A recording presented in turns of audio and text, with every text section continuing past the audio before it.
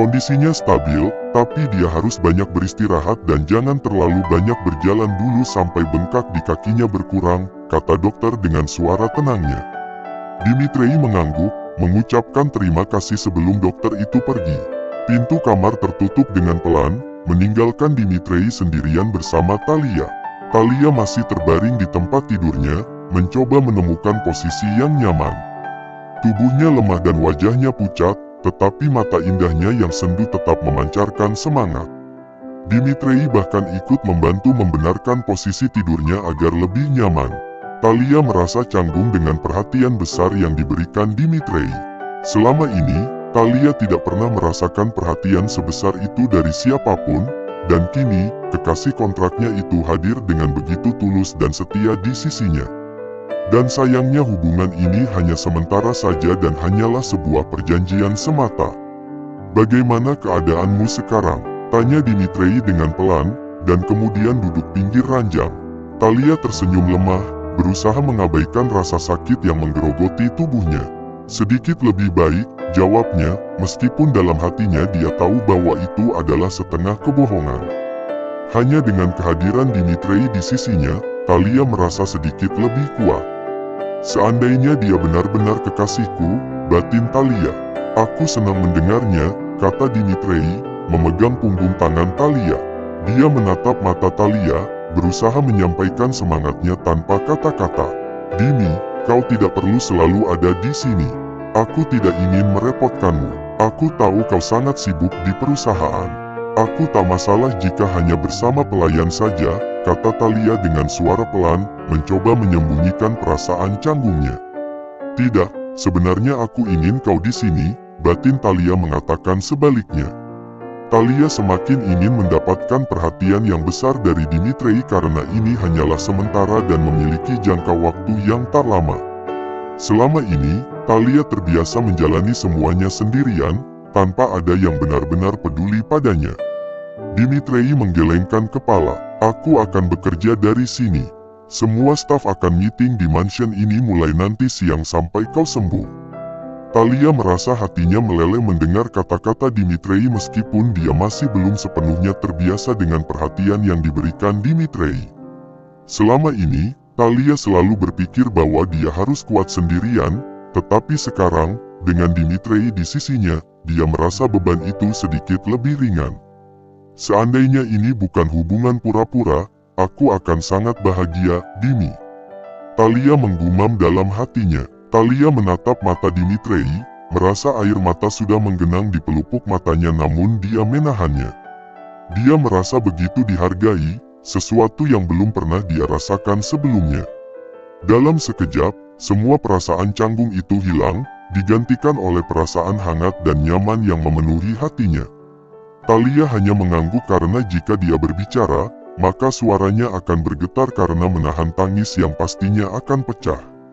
"Aku akan membeli kursi roda untukmu. Aku tahu kau akan merasa bosan jika harus berada di kamar." Dmitrij beranjak dari tepi ranjang. Talia kembali mengangguk dan tersenyum, berusaha tak mengerjap karena air matanya sudah mengumpul di pelupuk matanya. "Cepatlah keluar, Dimi. Air mataku akan mengalir setelah ini," batin Talia. "Aku akan keluar dulu, telepon pelayan jika kau membutuhkan bantuan. Aku tak akan menutup pintunya." Talia mengangguk saja dan menggigit bibirnya. Lalu tanpa disangka, Dmitrij mengusap kepala Talia sebelum pria itu berbalik pergi. Talia akhirnya mengerjapkan matanya hingga air matanya menetes ketika Dmitrij sudah keluar dari kamarnya. Wanita itu menutup wajahnya dengan kedua tangannya dan menangis pelan. Tak lama kemudian Talia menutup kepalanya dengan selimut karena dia masih merasa berat jika nanti harus berpisah dari Dmitrij jika pria itu sudah tak membutuhkannya lagi. Seminggu kemudian, keadaan Talia sudah sangat fit dan membaik. Dia sudah siap untuk bekerja lagi. Selama seminggu itu, Dmitrij benar-benar mengawasi perkembangan kesehatan Talia karena dia ingin Talia segera sembuh dan membaik. Namun, pria itu masih bersikap seolah itu memang tugasnya untuk memastikan bahwa kekasih kontraknya harus kembali sehat dan merawat kembali penampilannya, sebelum dia mengajaknya ke Rusia nanti. Talia duduk di tepi ranjangnya, memandangi cahaya matahari pagi yang menyelinap masuk melalui jendela kamar. Perasaan lega bercampur rasa syukur membuncah dalam dadanya.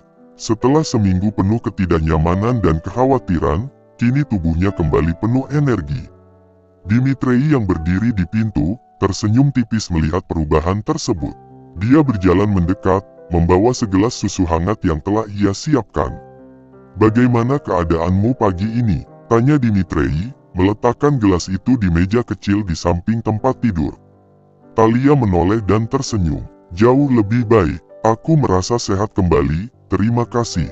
Dimitrei mengangguk, lalu duduk di kursi dekat tempat tidur.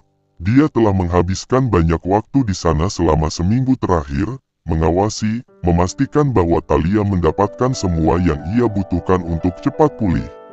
Talia menyadari bahwa di balik sikap tegas dan teratur Dimitrei, tersimpan perhatian yang dalam dan tulus. Namun Talia selalu mengingatkan dirinya bahwa itu hanyalah perhatian yang bersifat sementara saja. Selama seminggu terakhir, Dimitrei tak pernah meninggalkan Talia dan selalu berada di sisinya.